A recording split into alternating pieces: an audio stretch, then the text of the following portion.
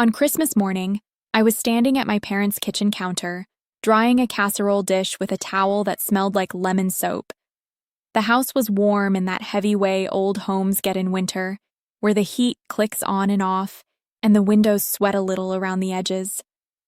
My son was at the table behind me, quietly working on a cinnamon roll with both hands, the way little kids do when they are trying to be careful. Then my niece said it, like she was repeating a fun fact from school. "Grandma told me you're not her real grandson." I didn't turn around right away. I kept drying the dish. I kept my shoulders steady. I heard the paper napkin crinkle in my son's fingers, then stop. He didn't cry. He didn't ask why. He just went quiet in the way kids do when something lands in their body before their brain has words for it.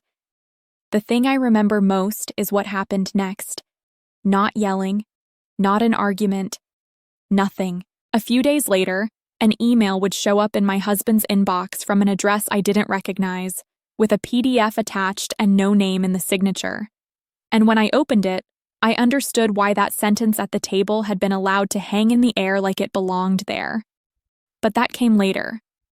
That morning, I stood very still, listening to the quiet in my parents' living room, and I realized I had been trying to fix something that didn't want to be fixed, and I hadn't decided yet what I was going to do about it. We drove in the day before Christmas, the car packed tight the way it always is when you travel with a kid. Coats, a small suitcase, snack bags that crinkle every time you touch them. My husband, Evan, drove most of the way while the highway hummed under the tires. Our son, Oliver, kicked his feet against his booster seat and asked the same questions every hour like they were new. "Are we almost there? Do you think Grandpa has the big popcorn bowl again? Is Grandma going to like my picture?" Oliver had made drawings for everyone. Simple ones, bright marker colors, a lot of stick figures with big smiles. I had taped each one to the top of a wrapped gift like a little flag. It felt important. It always felt important. 5 years. That's how long Oliver had been our son. 5 Christmases, 5 birthdays, 5 summers of showing up and trying to make space for him in a family that acted like he was visiting. The smiles that didn't fully land. The way conversations slid around him instead of including him. People asking Evan about work, asking me about the drive, asking Oliver nothing at all. I told myself it would get better if we kept coming. I told myself people needed time. Evan didn't argue with me about it, not directly. He just watched. He remembered everything. When we pulled into my parents' driveway in Indiana, the sky was that flat winter gray, and the air smelled like cold leaves and someone's fireplace down the street. My mom opened the door before we even knocked, like she had been waiting behind it. She gave me a quick side hug, the kind you do in a hallway when you don't want to wrinkle your sweater. Then she crouched in front of Oliver, hands on her knees, like she was meeting a neighbor's kid. "Do you remember me?" she asked. Oliver nodded politely. He stepped forward and held out the drawing he'd been talking about in the car. He had made her a picture of a house with a heart over it and 3 stick figures holding hands. My mom took it with 2 fingers, like it might smudge. She smiled, but it was the kind of smile you give when someone hands you a flyer you don't want, and you're trying to be polite about it. "Oh," she said. "That's nice." Oliver's face stayed open for a second, like he was waiting for the rest. When it didn't come, he looked at me, quick and quiet, then turned toward the living room and started taking his shoes off. My dad was in his recliner, the TV on low. He glanced over, nodded once, then stood to shake Evan's hand like that part mattered most. His grip was firm, his eyes already sliding away. "Long drive?" he asked Evan. "Not too bad," Evan said. My dad grunted like that was the correct answer and sat back down. I carried gifts to the guest room, listening to the house sounds I used to think of as familiar, the heat vent ticking, a cabinet door closing, the muffled TV voices. The whole place felt the same and not the same, like a photograph that has faded at the edges. That night, I wrapped the last present after Oliver fell asleep.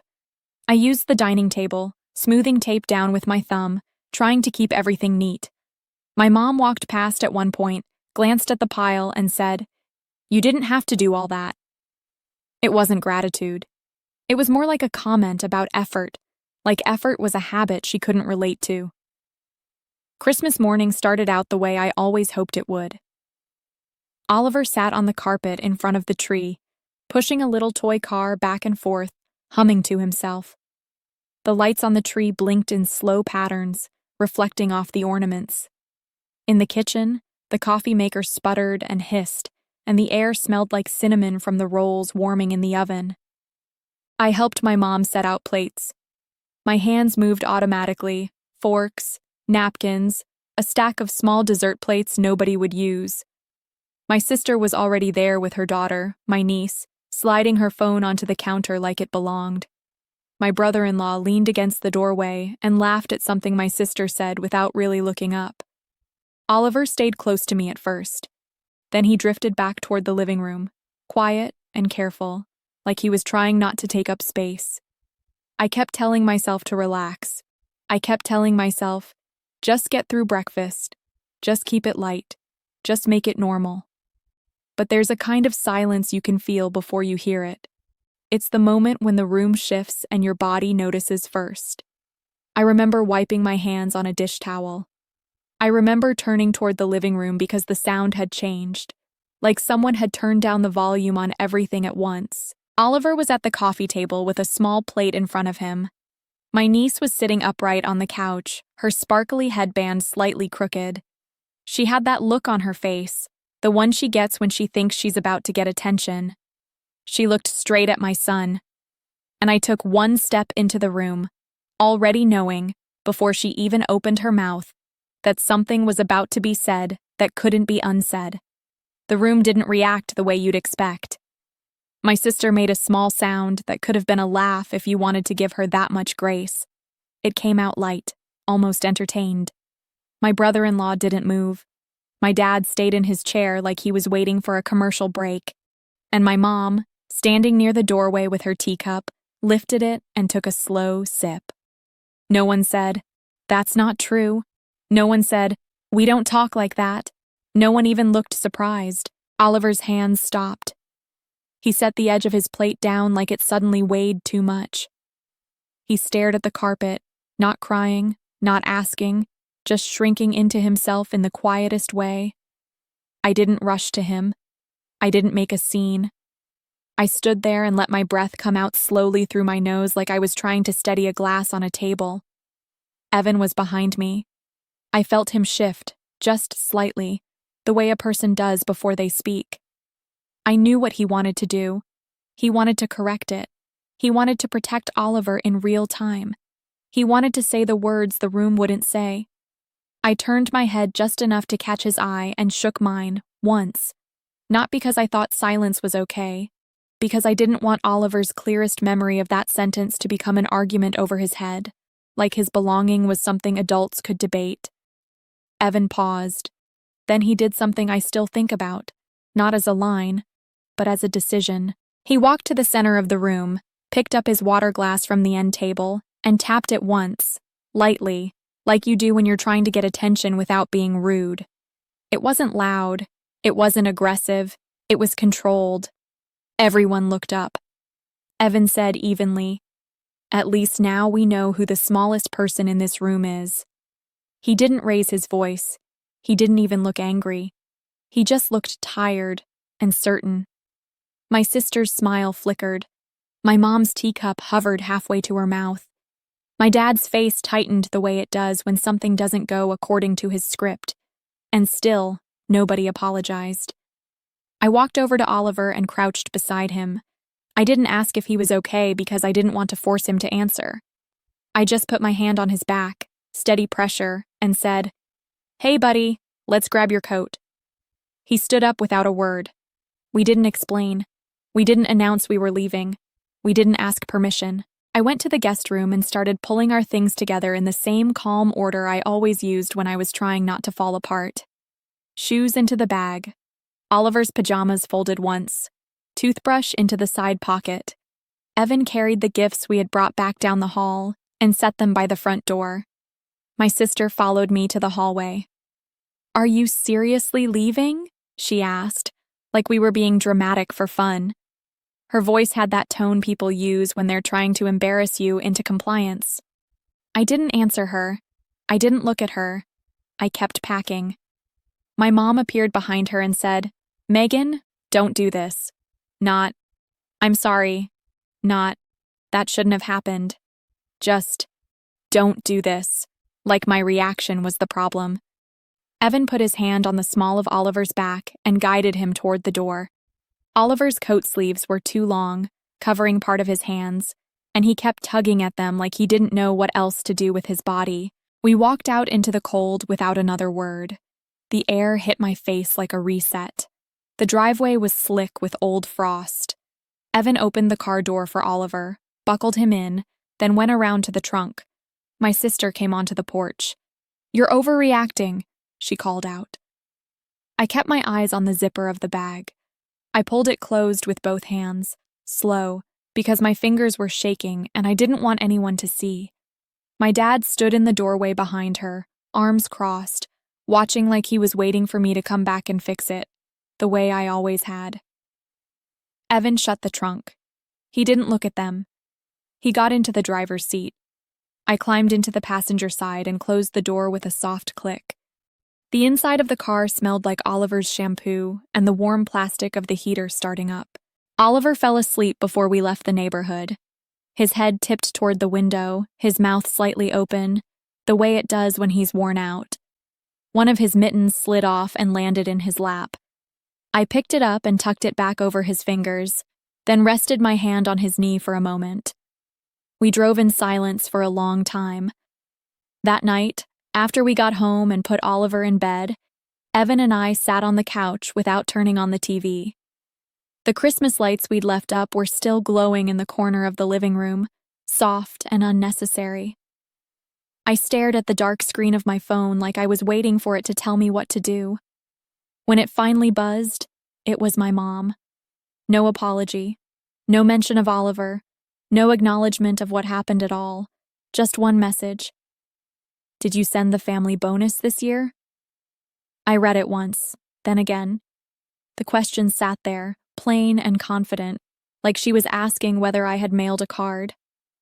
I typed back, "It was just not to you." Then I put the phone face down on the coffee table. Evan looked over at me. He didn't ask what I wrote. He just nodded once, like he understood the shift without needing details. For a few days after that, nothing happened.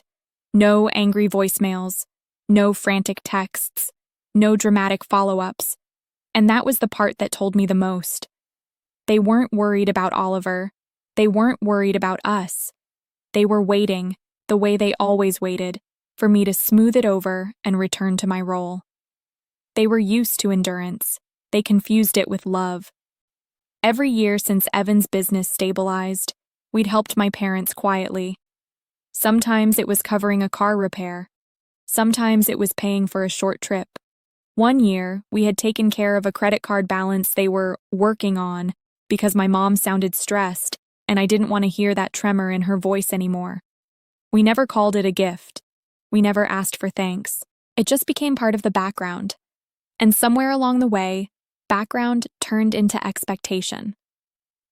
3 days after Christmas, my mom called while she was out. Her voice clipped the way it gets when she's trying to keep herself controlled in public. "My card was declined," she said. I could hear pharmacy noise behind her, a scanner beep, a low murmur of people in line. Did Evan change something? She didn't ask why the card was declined. She didn't ask if we were okay. She didn't say, "I'm sorry about what happened." She said it like it was a problem to correct. I told her, "It's not active anymore. We're not covering expenses this year." There was a pause long enough for me to picture her standing at the counter, shoulders stiff, trying to keep her face pleasant. Then she let out a small breath, sharp and disbelieving.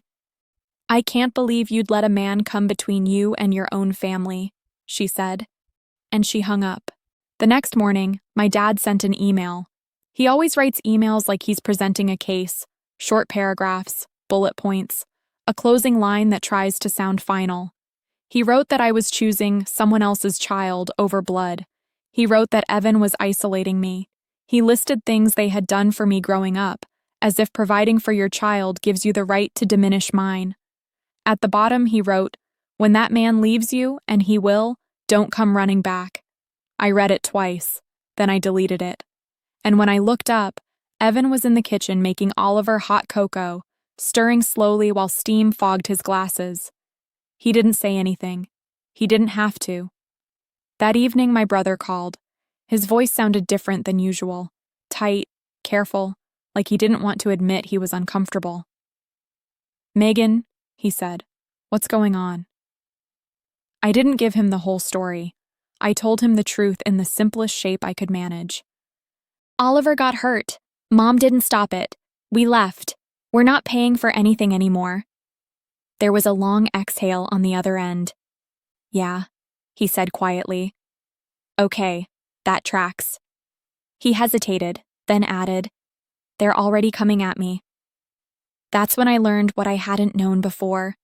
Their second mortgage was months behind. They'd tried to refinance. Nobody would touch it.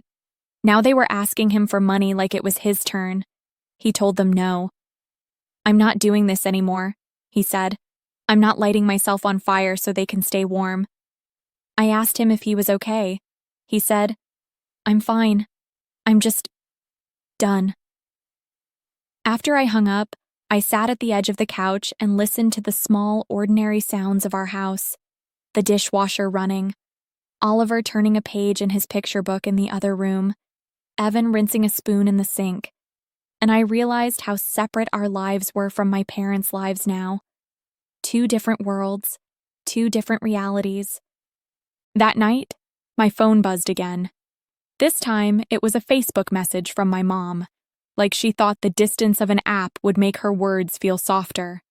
She wrote that they were struggling, that they weren't asking for much, that I should think about what family really means. I stared at the screen, then I set the phone down. Evan didn't comment when I showed him. He just kept stirring Oliver's cocoa, slow and steady, like the only urgent thing in the world was making sure it wasn't too hot. Later, once Oliver was asleep and the kitchen was clean, Evan sat beside me and said something I hadn't known. "For almost a year," he said, "I've been covering their second mortgage." I turned my head toward him, not because I didn't believe him, but because I was trying to place it in my mind without letting it knock me over. He kept his voice calm. "I didn't want you to feel pressured," he said. "I thought I was buying you peace." He paused, then added, "But I'm not buying silence anymore." I didn't answer right away. I just sat there, hands folded in my lap, listening to the quiet of our house. And in that quiet, something in me started sorting itself into rules, not feelings. Rules. I looked down at my phone again. No new messages yet, but I could feel what was coming. And I knew the next contact wouldn't be about Oliver. It would be about access, and money, and control. Then I waited. The next morning, I woke up before my alarm. The house was still dark. The heat clicked on, and the vents sighed. I stood in the kitchen in my socks and started the coffee, more out of routine than need. The little light on the machine glowed. Everything felt normal, which made what I had done the night before feel even more real. Evan's phone buzzed once while he was brushing his teeth. He checked it, then set it back down without a word. "What?" I asked. He looked at me through the bathroom doorway and said, "They replied." I didn't rush. I didn't ask him to read it out loud. I poured coffee into 2 mugs and set one on the counter, then sat down at the table and opened my laptop. Evan forwarded their reply to my email, exactly like I asked. My mom's message was short. She wrote like she was trying to sound calm, like she was adjusting her tone to match mine. She said they were sorry, things felt tense. She said they were worried about me. She said they would never intentionally hurt Oliver. She said my father only went to Evan's office because he didn't know what else to do. Not one sentence said, "We allowed a child to be told he didn't belong." Not one sentence said, "I said that to your niece." Not one sentence owned a choice. They kept it vague on purpose. Vague gives people room to deny later. I copied the email into my folder and labeled it with the date. Then I made breakfast for Oliver. He came into the kitchen rubbing his eyes, hair sticking up in the back, and asked for pancakes shaped like trucks. I said yes. Evan flipped them while Oliver stood on a stool and watched, relaxed in the way he hadn't been at my parents' house. That morning, I did what I should have done years earlier. I stopped trying to manage feelings. I started managing access. I told myself I was going to do this in steps, because steps keep you steady when people try to pull you into chaos. Step 1. I separated anything that gave my parents a pathway to our finances. Not because I thought they could steal from us, but because entitlement makes people careless.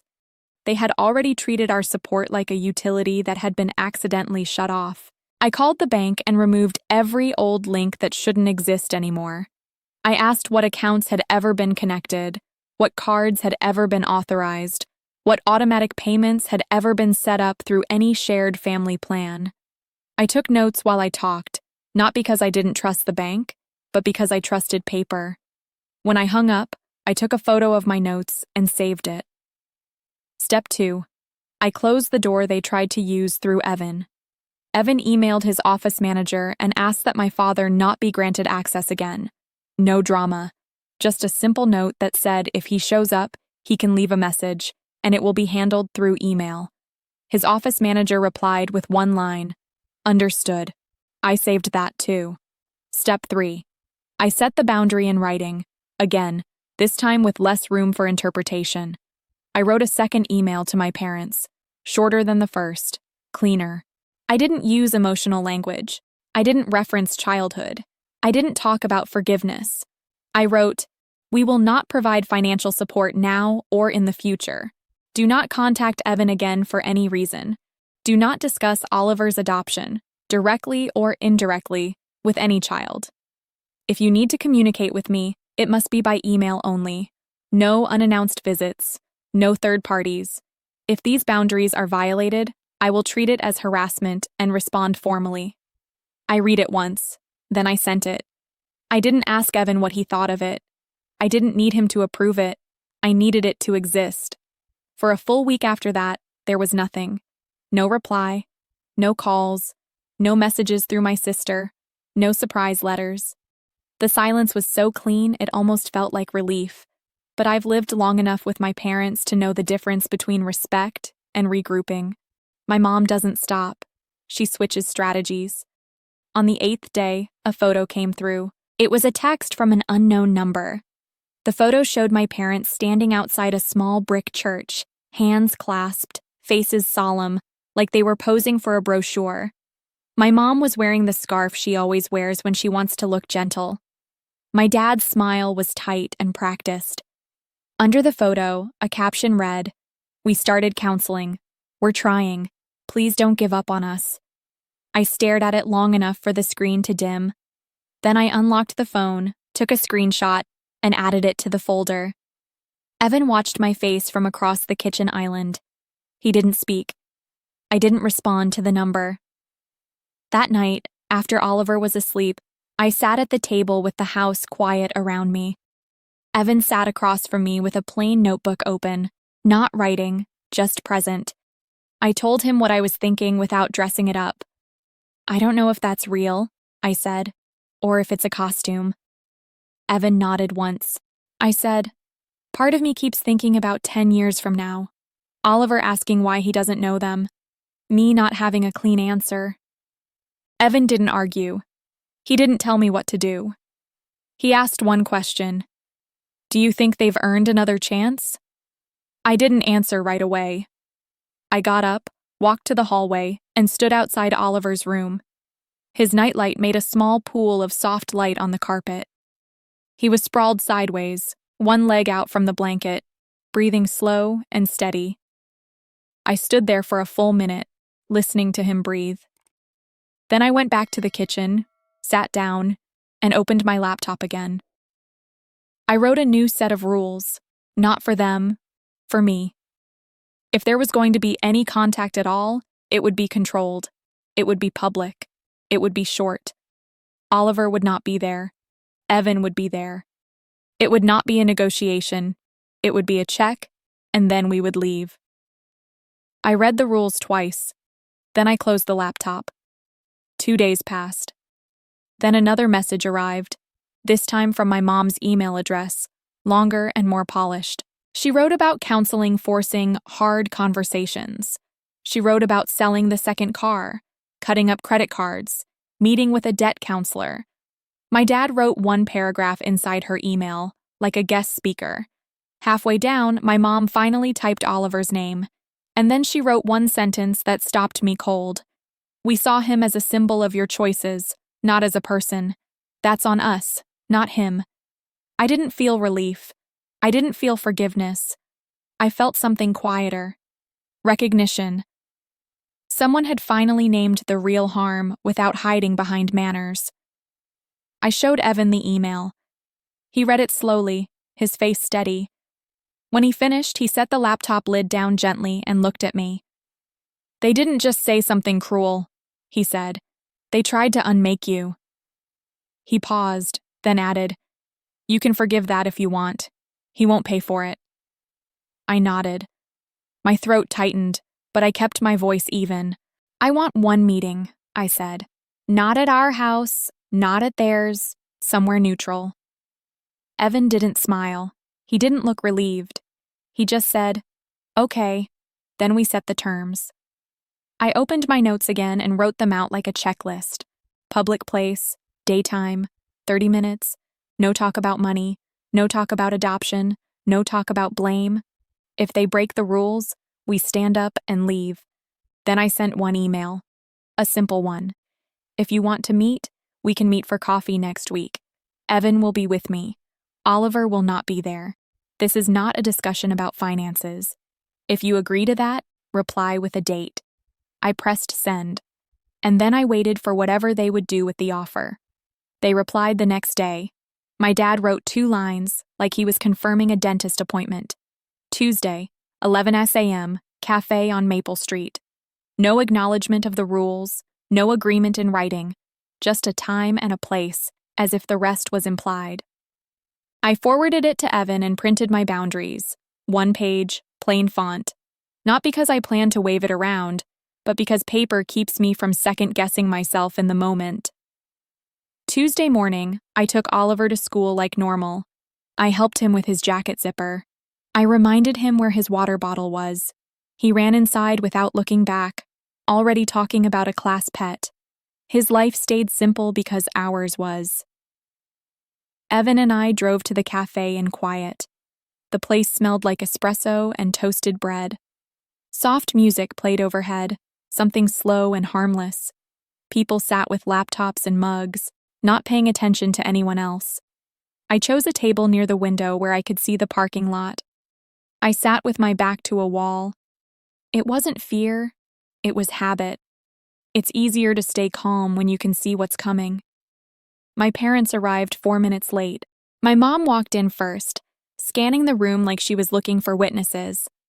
My dad followed, shoulders squared, like he was prepared to be reasonable as long as we didn't make him uncomfortable. They didn't hug us. They didn't ask how we were. They slid into the chairs across from us like we were co-workers. My mom started right away. You look tired, she said, and reached for my hand without waiting for permission. I kept my hands in my lap. I let the moment pass without filling it. My dad cleared his throat. We're here because we want to fix this. I nodded once. Okay. My mom's eyes flicked to Evan. Thank you for coming, she said to him, like he was the person in charge of whether this happened. Evan didn't lean into it. He just said, We're keeping it simple. A barista walked by to take orders. My parents each got coffee, no food. Evan got water, I got tea. The waitress left, and my mom exhaled like she had been holding her breath for the performance portion. She leaned forward. We've been going to counseling. I saw the message, I said. It's helping, she said quickly. We're talking about hard things. Your father is trying. My dad gave a small nod that felt like he wanted credit for sitting in a room and listening. I waited. I didn't encourage. Silence makes people show their real priorities. My dad tapped the edge of the table once. We need to address what happened at Christmas. Yes, I said. My mom's face tightened. It was blown out of proportion. I didn't react. I didn't argue. I just looked at her and said, a child was told he wasn't real family, and nobody corrected it. My dad leaned back, irritated already. Megan, no one meant it that way. I kept my voice even. Meaning doesn't matter to a 5-year-old. What matters is what he heard and what the adults did after. My mom's lips pressed together. She glanced around the cafe like she wanted to make sure we weren't being overheard. Then she said, lower. You have to understand, it's complicated. I took a slow breath. No, it's not. My dad's jaw flexed. Don't talk to your mother like that. I nodded once, like I had heard him. Then I said, we're not here to debate tone, we're here to talk about boundaries. My mom's eyes went straight to Evan again. Evan, tell her. This is tearing the family apart. Evan didn't move. He didn't look at her with anger. He looked at her like he was watching someone try a door that had been locked. He said, this isn't about tearing anything apart. This is about protecting a kid. My mom's face shifted.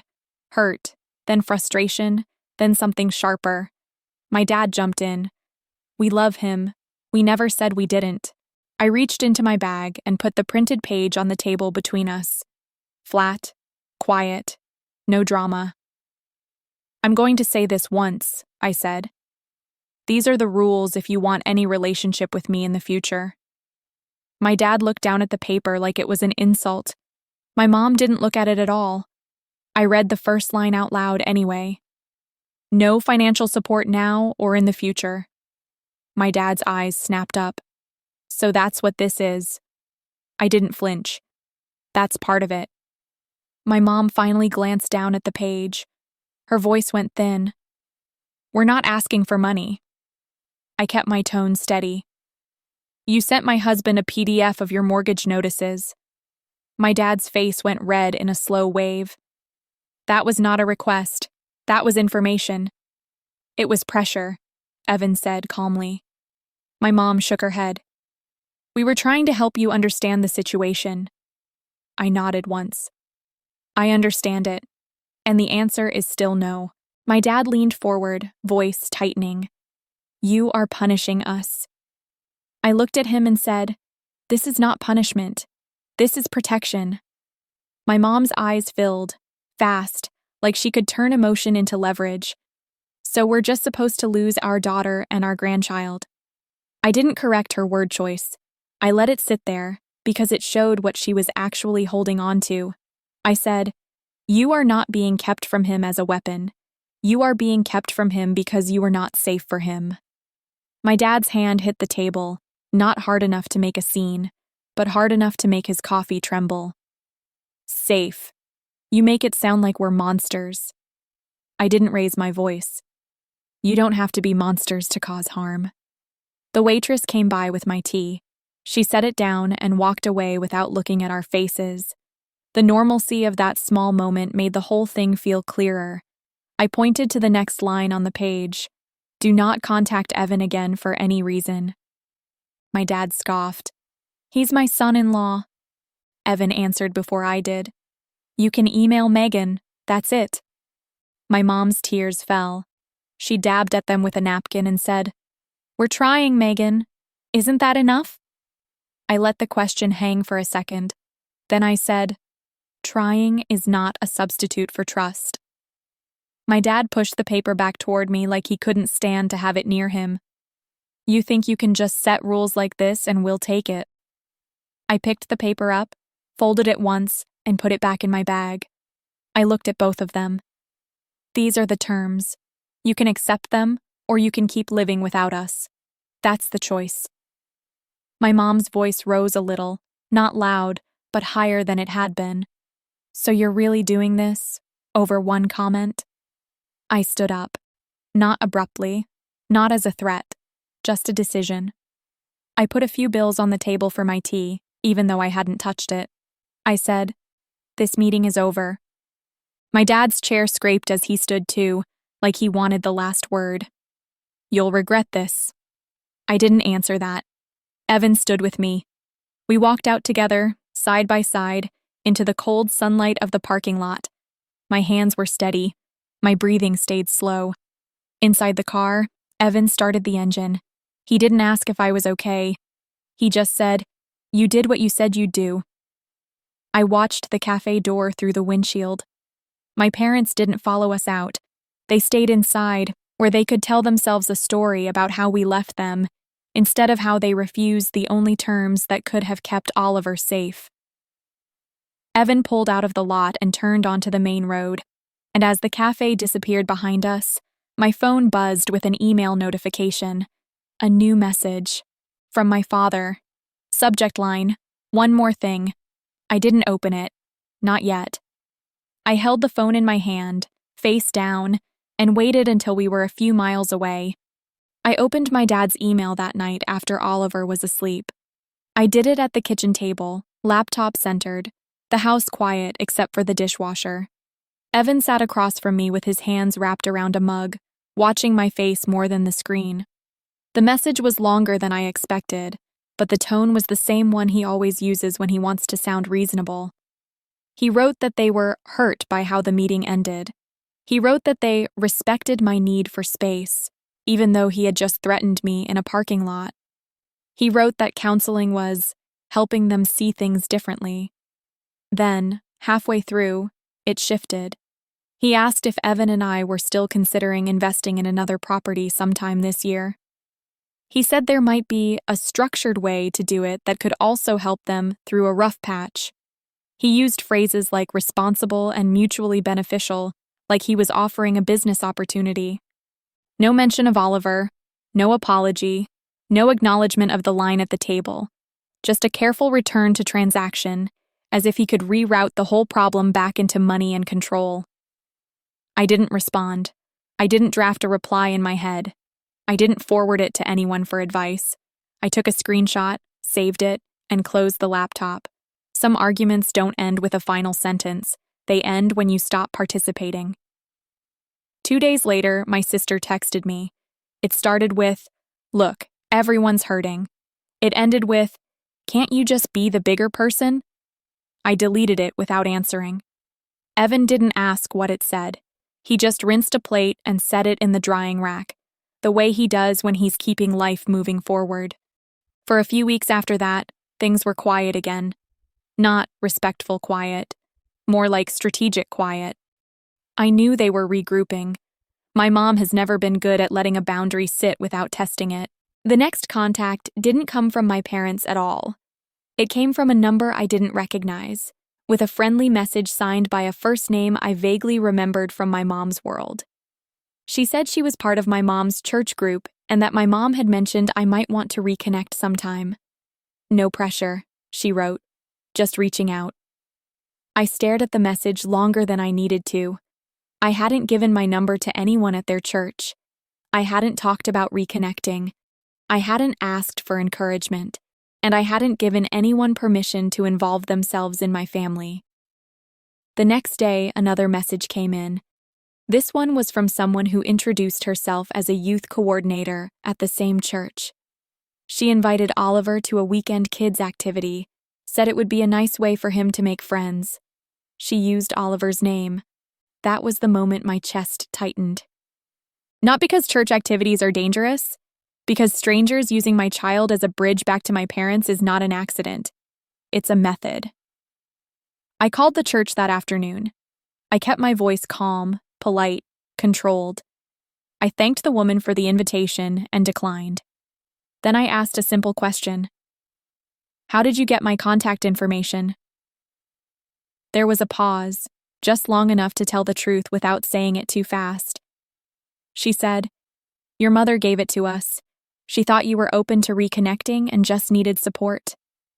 I asked if my mother had given them Oliver's name as well. Another pause.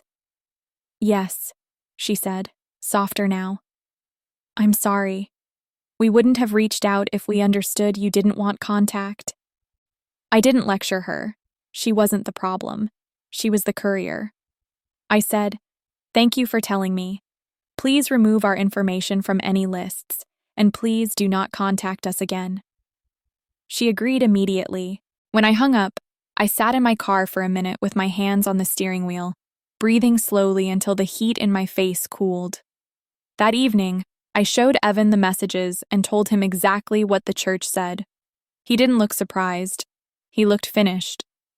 "That wasn't a mistake," he said. "That was strategy." I opened my laptop and added 2 more screenshots to the folder. Then I wrote one final email to my mom and dad. It was short, not emotional, no stories, no history. I wrote that I knew they had shared my contact information and Oliver's name with people at their church. I wrote that involving third parties was a direct violation of the boundary. I wrote that any further contact, through anyone, would be documented. Then I wrote one line that made it plain. "This is no longer a conversation." I sent it.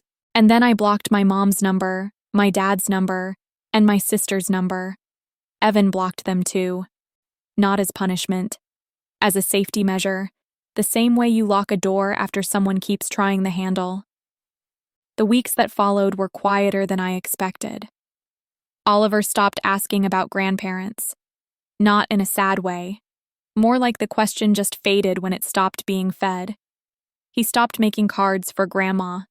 He stopped checking my face after he drew something, waiting to see if it was going to be used as a peace offering. Spring came slowly. We took him to the park on Saturdays. Evan took him fishing once the mornings warmed up. Ordinary routines filled the space where anticipation used to live. The truth landed in small, undeniable moments. One afternoon, Oliver brought home a simple worksheet from school titled, "My Family." He sat at the table with crayons and filled in the boxes. Me, Evan, our dog, a friend from class. When I asked, gently, "Anyone else you want to add?" he shook his head. "That's everybody," he said, and went back to coloring like it was settled. That night, after he went to bed, Evan asked me if I was okay. I told him the truth. "I feel finished," I said. "Not angry, not grieving, finished." A month later, I heard through a cousin that my parents had moved out of their house. Not a planned downsizing, a fast one. Boxes, a smaller place, the kind of change that comes when numbers stop working. I didn't ask for details. I didn't chase the story. I didn't feel relief. I just felt the steady confirmation of what I already knew. When the money stopped, the masks slipped. When the doors stayed closed, they tried windows. And when that didn't work, life kept moving without them. One night, I opened my laptop, looked at the folder one more time, and made sure everything was dated and saved. Then I closed it. I put the phone face down on the table. And I let the quiet be quiet. Autumn came in quietly. Not the kind that feels dramatic, just cooler mornings, darker earlier, Oliver asking for his hoodie before we left the house. The days had a different rhythm than they used to, not because anything big happened, but because nothing kept interrupting our peace. I stopped checking my blocked messages. I stopped bracing for a knock at the door. I stopped rehearsing explanations in my head. The absence stopped feeling sharp and started feeling like space we could actually use. Most mornings looked the same. I made coffee. Evan packed lunches. Oliver ate cereal with his knees tucked under him, talking about whatever small thing mattered that day. A class pet, a new joke, a kid who traded him a sticker for a pencil. After school, we did homework at the kitchen table. Evan cooked dinner while humming under his breath. I cleaned as I went, not because I was trying to stay busy, but because it kept the house calm. In the evenings, Oliver picked a story, always the same two for a while, and I sat on the edge of his bed until his breathing slowed. There was a moment one night that stuck with me. I was wiping down the counter after dinner, and Evan was rinsing a pan. Oliver was on the floor with his toy cars, lining them up in a careful row. He looked up and asked, "Can families be small?" I dried my hands on a towel and sat down beside him on the floor. Yeah, I said. Families can be exactly the size they need to be. He thought about that for a second, then nodded like it made sense. I like ours, he said, and went back to his cars. That was the whole conversation. No sadness, no confusion, no sense that something was missing. Just a kid who felt safe enough to call what he had good. Later, Evan and I started doing something we never did before.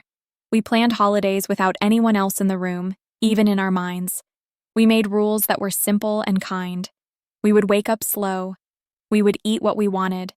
We would invite friends if we felt like it. We would leave early if we got tired.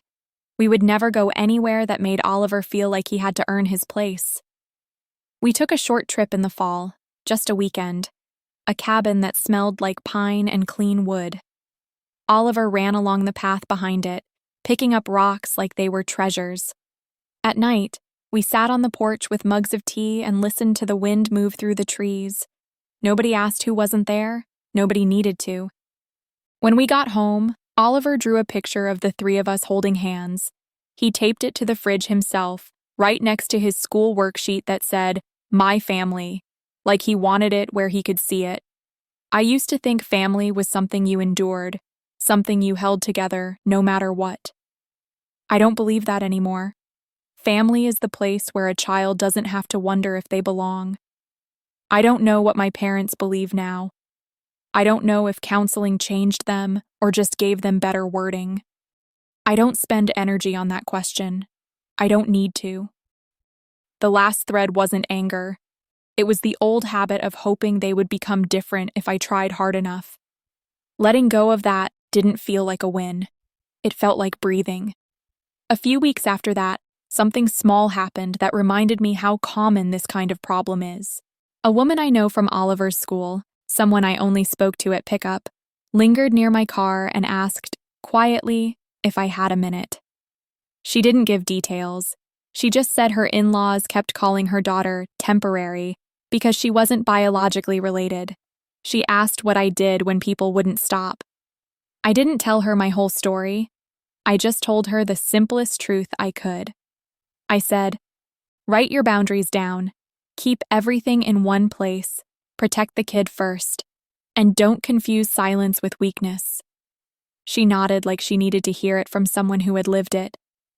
Then she walked back to her car and drove off. I sat there for a moment with my hands on the steering wheel, watching the school doors close behind the last kids. And I thought about how many people are carrying a version of this and calling it normal. If you're one of them, you're not imagining it. And you're not required to keep a door open just because someone expects access. If this story felt familiar, tap like and subscribe. It helps more than you think. And tell me in the comments what city you're watching from and what time it is for you right now. 2 popular stories are coming up next, so stay close if you want more quiet, real situations like this.